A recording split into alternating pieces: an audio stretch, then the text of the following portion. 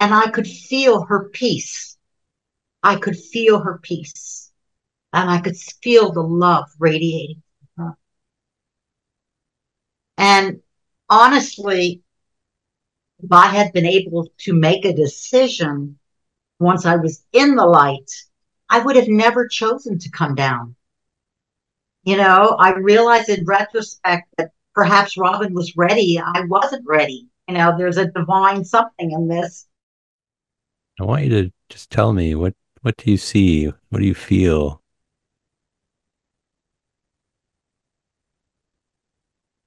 I feel light, the sun. I feel sand on my feet, in my throat. Do you feel at peace? I feel peace. Wonderful.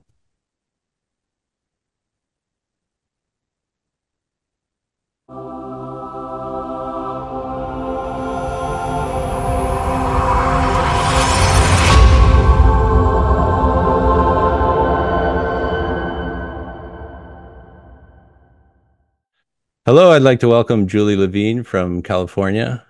Julie was involved in a car accident when she was 31 and had a near-death experience uh, where her and her friend uh, went into the light, as Julie says, and her friend ended up staying there. And Julie came back um, and is here now to share her story with us.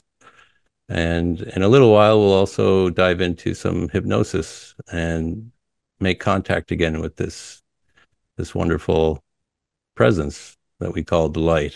So thank you for joining me, Julie. Good to be here, Kyle. Thank you.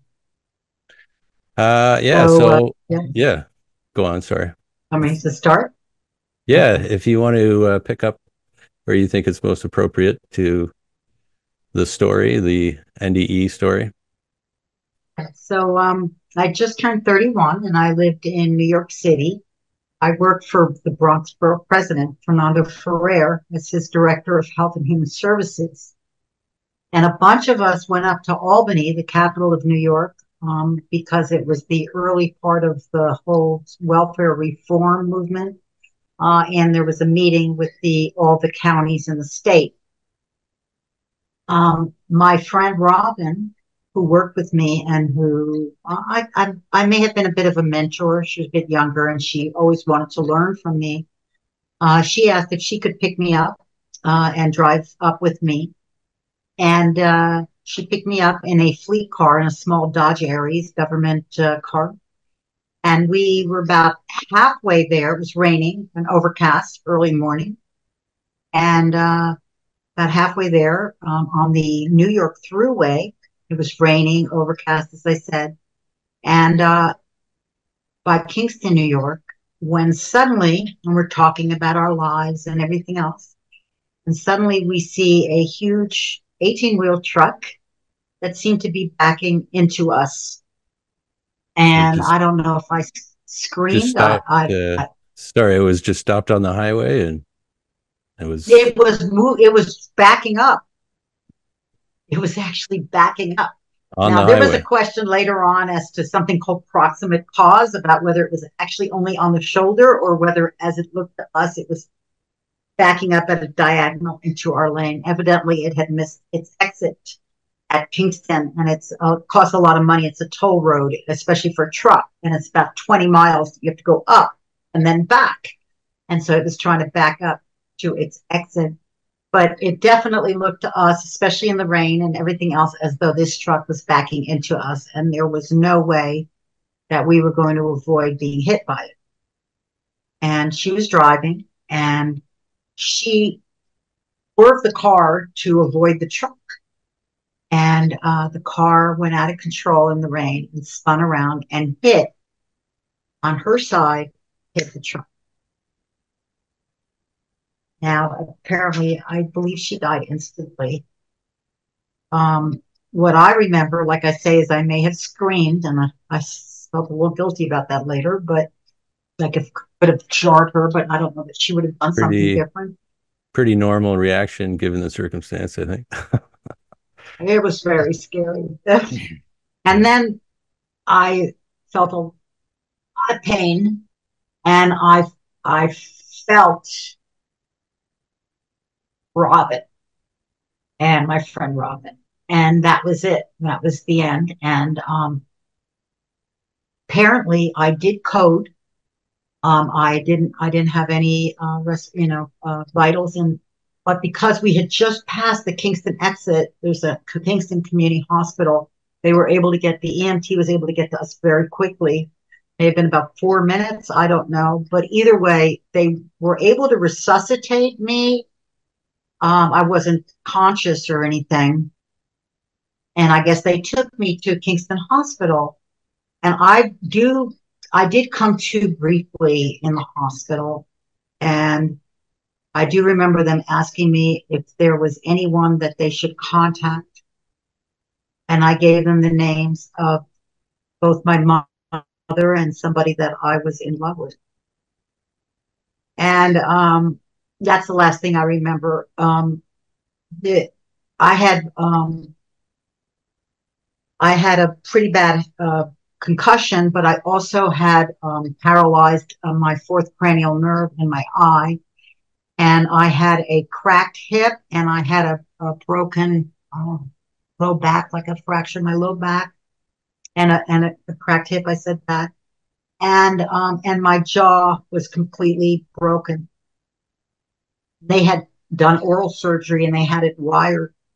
So it was when I did come to, which was about 12 hours after the accident. Pain. I A was lot in of a, pain. yeah, I was in a private room. I didn't know where I was. I was in so much pain. My head just felt like it was going to explode. The light in the room was so intense. I guess it was a fluorescent light. It was so intense with my eyes being the way they were. And I couldn't move because I was in traction, and I couldn't talk. My jaw was flat. Yeah, right. But I mostly was just very, very upset. Didn't know where I was at all. Mm. And I just was trying to make sense of where So I had been, where I had ended up. And there was something looking down at me that looked like an alien. It was a man of some kind, and he had his two eyes here, and then another one over here that kept like moving. Everything was like moving around. He looked very odd. He was leaning over me, and was that a oh, doctor? what Like later on, he did you was a find doctor. He was a doctor. I had no clue where I was, and I was right. just trying to make sense of this. And so, because I had been somewhere, and that was the only thing that felt real to me. So I managed to get some word out, where's Robin? Because I just wanted confirmation about what I had felt had happened to her. I So did feel, you were very disoriented, but you did remember the accident, I guess. I remember the accident. I remembered what happened after the accident, where I went and everything. I remember that very clearly, but it didn't, it didn't grok with where Right, I right. was. I just couldn't connect the dots at all. I was so confused. Where's Robin was all I could say. And then the boyfriend showed up, and my mother didn't show up for about 12 hours, but he was there very quickly, and nobody would really answer me about where Robin was. And, then finally when I kept asking, that was really all I kept, just wanted to connect some dots. I just couldn't handle it. Hmm. They said, well, maybe she was in a different hospital. I didn't know. I knew that that was wrong. And I knew that they weren't honest with me. And that made me even more They were upset. right. Yeah. So they knew that she had passed, but they just didn't want to tell you, I guess, at the time. Yeah. Right. And I was still in serious condition. I wasn't in critical condition anymore, but I was still in serious condition. And they felt that it would be better not to tell me. And I felt I was being lied to. And it just, that combined with how awful everything felt in me, and where I felt so alien. And Do then you, sorry, do you feel in retrospect that that was for the best? Like, or do you think you could have handled that they getting the didn't tell news? me, Yeah, yeah. no, You would have they preferred didn't to have a know. clue. I needed to know the truth. I needed clue. Okay. I just needed, yeah, no, that was not helpful at all. Hmm. So then my mother's cousin called me, my mother's younger cousin. Her name is Carla. She's since died. This accident happened in 1990, March 12th, 1990. And she called hospital, and I was in a private room, so the phone rang into my room. And she says, Julie, this is your cousin Carla. Just remember, I've been there. I've been where you've been, she said. She says, I want you to talk to me about what happened to you. So I'm like, and again, it's very difficult to talk with my jaw wired, but I managed to, tell her that I had been in an accident, and then pain, and then hospital. And she says, no, honey, I want to know what happened to you from when you got hit before that. Anything you want to share with Carla, just remember, I've been there and I understand. Hmm. And I do remember, about 5 minutes, I had to just sob. I just sobbed. And then I told her where I'd been. I said, yes, I heard that sound, the pain. And then suddenly I found myself in a cave with Robin, with my friend Robin. And it was like a cave, and it had moss on the bottom. It was very soft. Just it felt peaceful, but it was a little dark, but it was shadowy. You could see a little bit. And that Robin was there with me. And it was a cave, but it was more like, I guess you'd call it a cavern, because at a distance on both sides, there was light coming through. You could see it on either side. So it was like a tunnel cave. And then there was a presence there with us, kind of ethereal, shadowy. I would say it looked kind of like a giant, like a man, but a giant man, but ethereal, wispy, not. And it Not was sharing. clearly It was. defined. He was. Yeah, he was communicating with me and Robin at the same time, but he wasn't. There were no words. He was communicating. I'm gonna say telepathically with both of us, and he I felt very trusting of him. He felt like a guide. He felt like some kind of a spiritual presence. I felt safe. I believed what he said.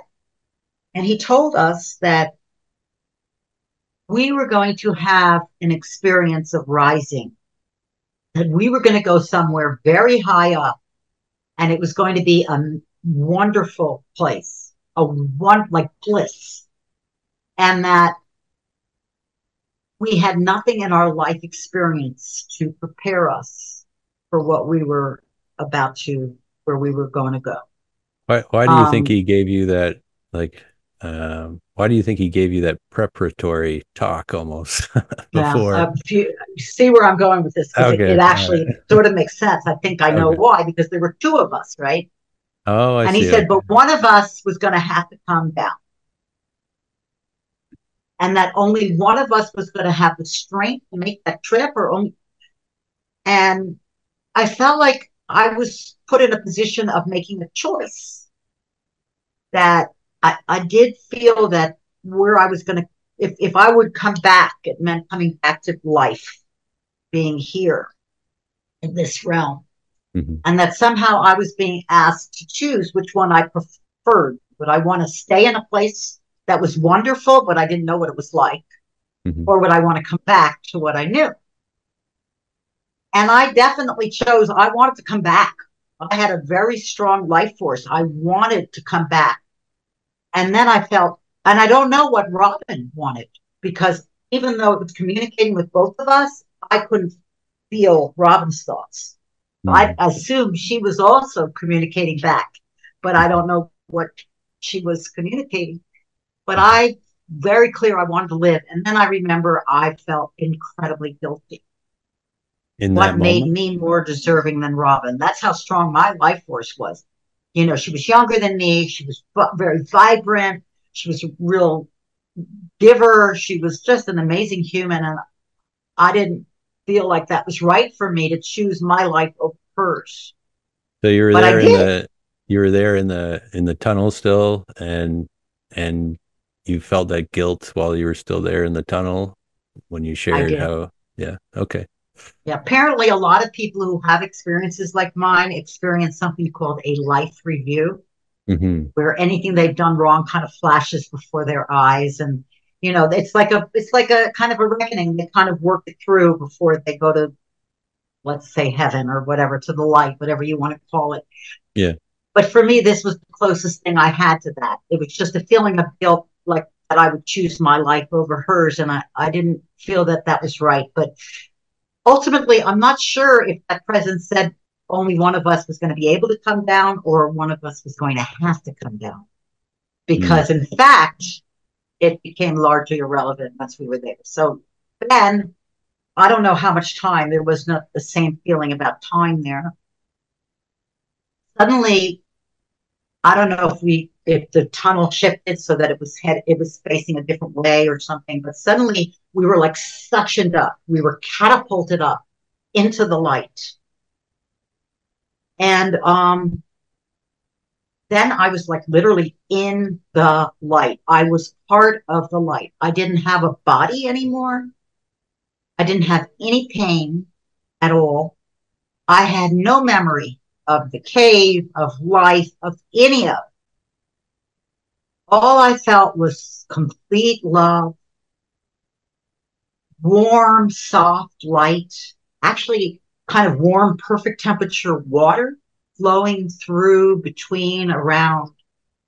Everything was part of everything.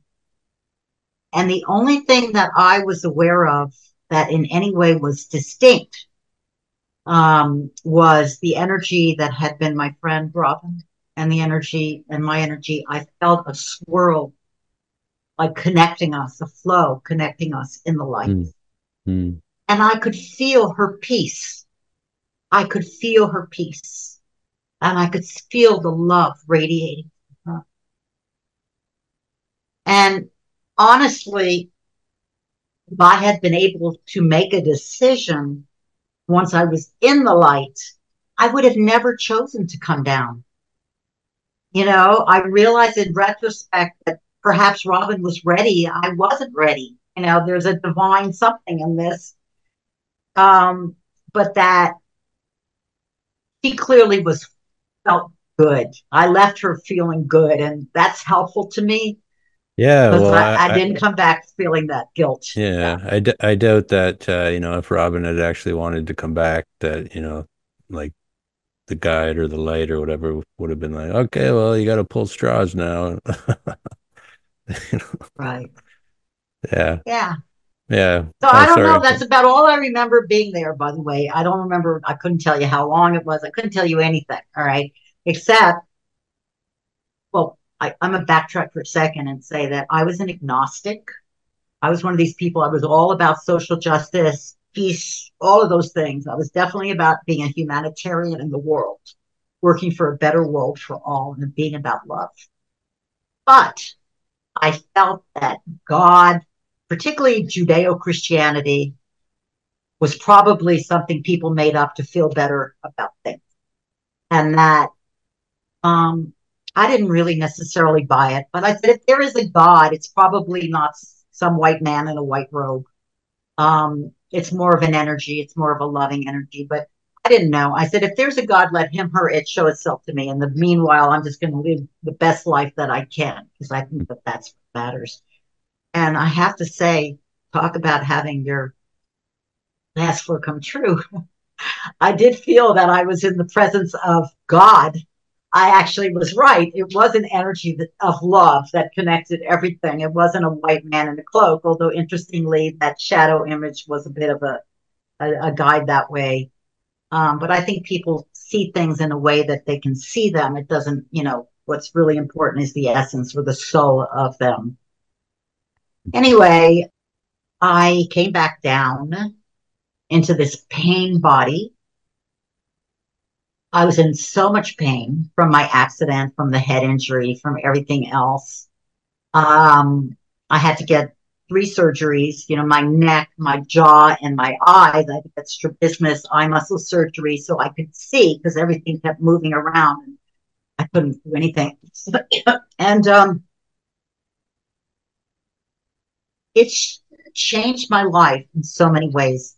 I mean, the first thing, uh, Robin's mother contacted me, Mm.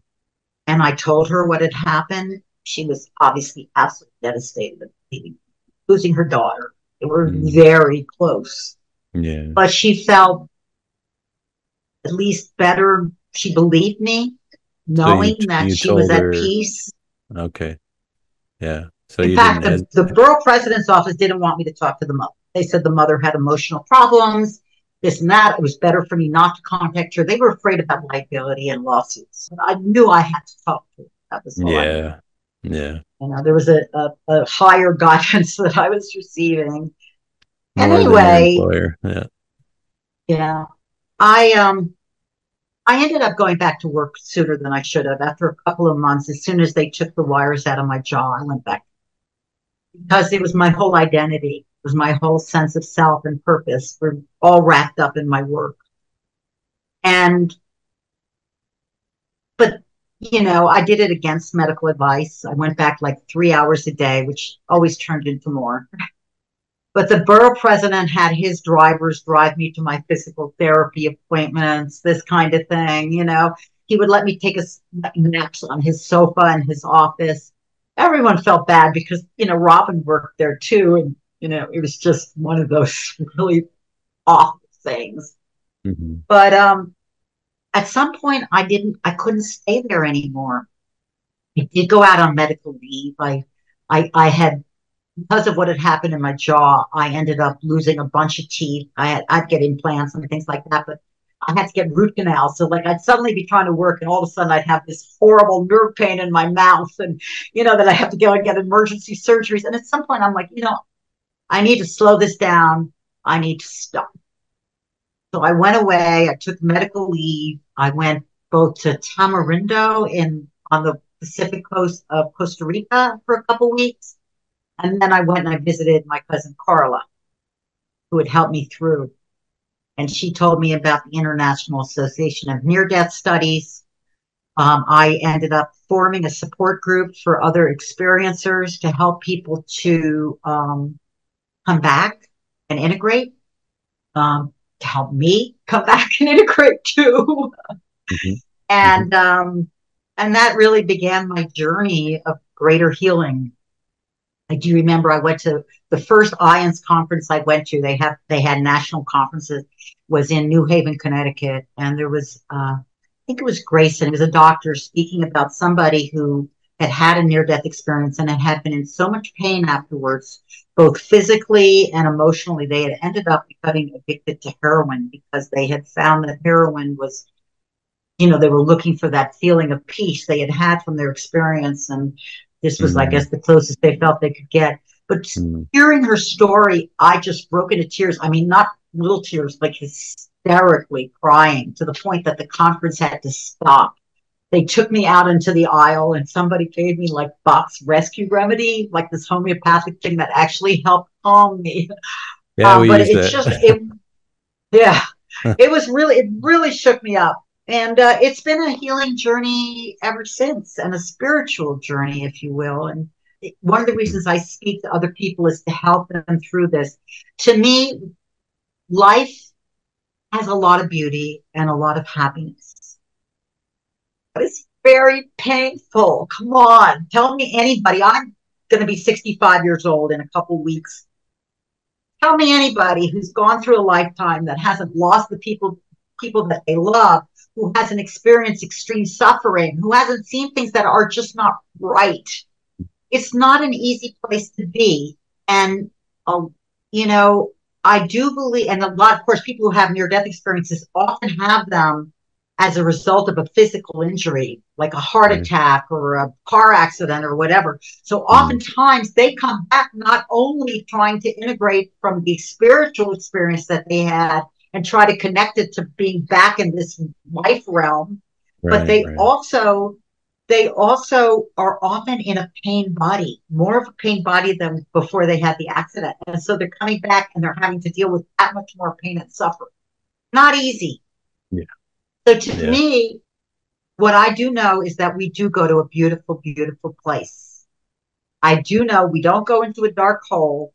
I'll talk to anybody that wants to listen because I don't want people to live with that kind of fear of that kind of darkness. yeah. Maybe they'll believe me, maybe they won't. I mean, it's not their experience. I wouldn't have believed them if I hadn't had the experience, but I would have heard it and it would have maybe connected or maybe gave me a little pause or helped me No, in my own path. So I want to be there to help other people through this, first of all. And secondly, I truly am not afraid of death anymore. Not at all. It doesn't mean I want to die, go through dying. I don't mm, like pain and right. suffering. But Yeah. when my time comes, I am truly ready and joyous, Mm, knowing that it will be a place of peace and love. yeah. Yeah. Well, I know for sure that you're being of help to many people just by sharing your story. Yeah, absolutely. Yeah. And Thank you. death is the big elephant in the room that nobody wants to acknowledge. So this is huge, right? So It is huge. yeah, in a capital H. So okay. Well, we're about halfway through our talk. So are you up for diving into some hypnosis and switching things around, and I'll be the one talking and you can just hang out Absolutely. and yeah, enjoy the ride. Why don't we start with you just getting comfortable? You can readjust yourself in your chair, whatever you need to do, just to, you know, relax and get in the zone, so to speak. I'll take a sip of my tea.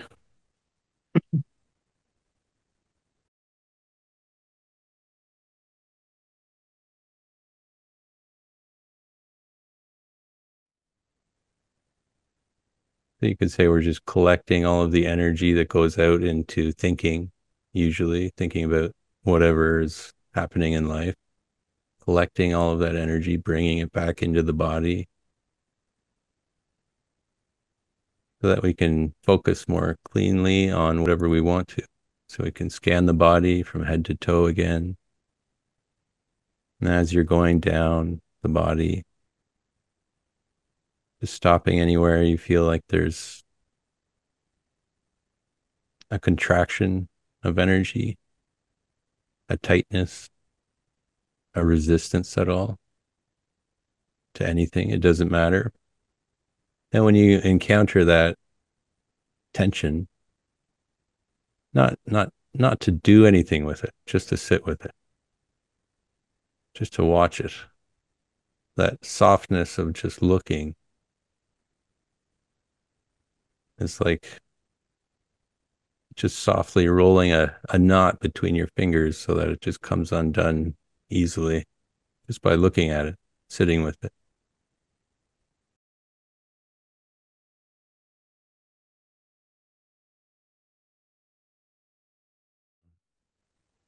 So that all that's here now is what's always been here, but it's here in its entirety, which is this immense presence, this beautiful presence. It's never gone anywhere. It's always been here, but now it's not burdened by having to be somebody. So now it's easier to access information, experiences, anything, anything that's contained within this present moment, because this present moment is all there is.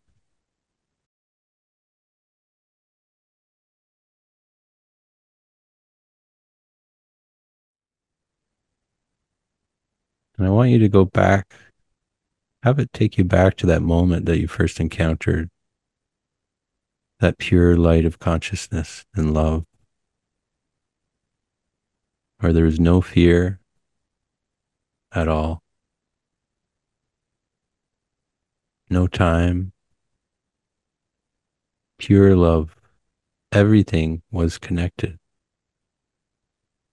And notice that everything right now is connected. Noticing that you're in that light right now. And I want you to just drift down and down into the center of this light, this presence, this love, where everything is connected here and now.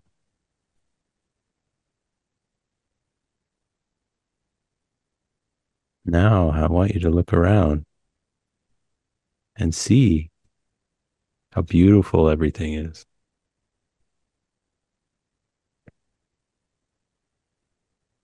I want you to just tell me what do you see? What do you feel?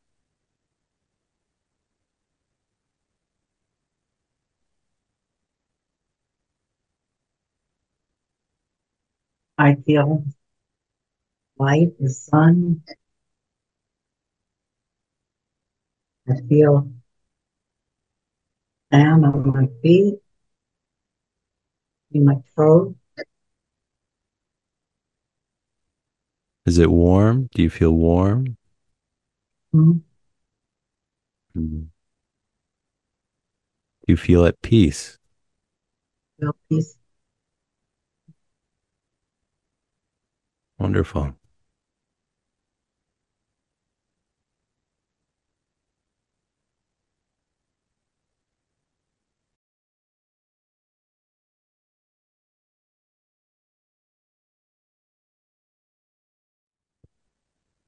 What's most important is just the fact that this is the truth, that this is just presence, enjoying itself however it wants to,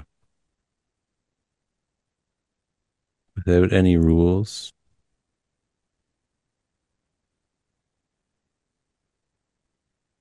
by completely allowing everything to happen.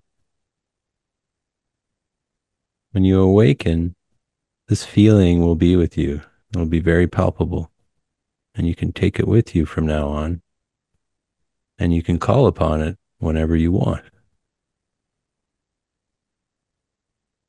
just through simply letting go of being somebody, just by checking in and allowing the body to relax and just be the body. Easy to connect with this again, easy to access it.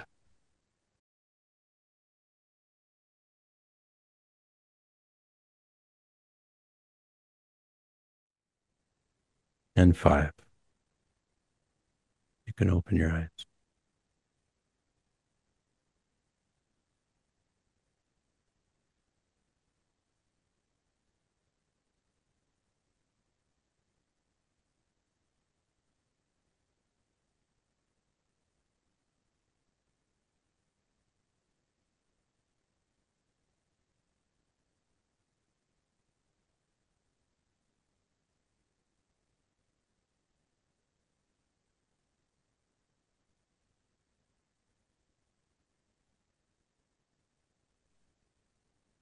Thanks for going on the journey.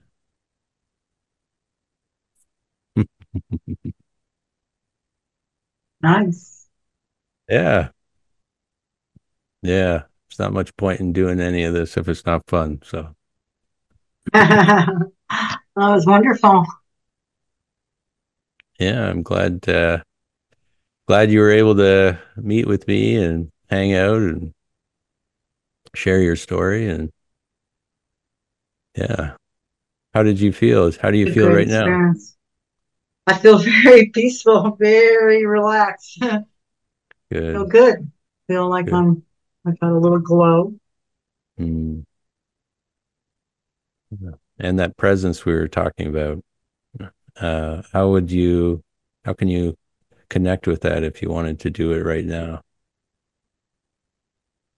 I would just close my eyes again Mm, and relax my breathing and slowly cool. let myself Yeah. be there.